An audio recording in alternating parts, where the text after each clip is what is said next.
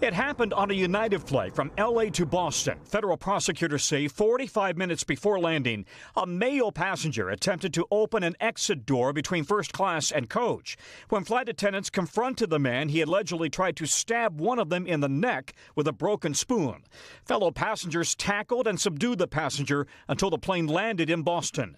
33-year-old Francisco Torres tonight being held on federal charges.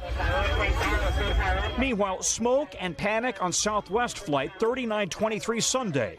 The 737 hit by birds as it took off from Havana, Cuba, headed for Fort Lauderdale. The engine exploded and on fire. Terrified passengers donned oxygen masks as the crew circled back, making an emergency landing in Havana. Smoke started coming into the cabin, and they just had to stay in your seats, and we had to start breathing. Bird strikes are common but rarely cause serious damage. The miracle on the Hudson landing in 2009 came after a flock of geese took out both of the plane's engines. Meanwhile, tragedy on board a private plane when a passenger, 55-year-old Dana Hyde of Maryland, was killed as the Bombardier Challenger plane hit severe turbulence. The plane flying from New Hampshire to Virginia, making an emergency landing in Connecticut.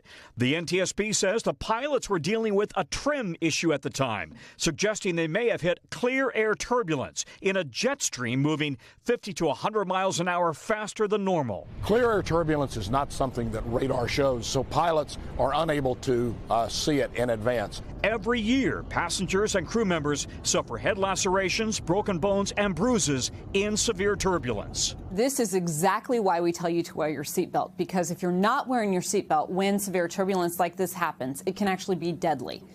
The incidents are rare, but they come as the FAA prepares for an aviation safety summit next week. Thanks for watching our YouTube channel. Follow today's top stories and breaking news by downloading the NBC News app.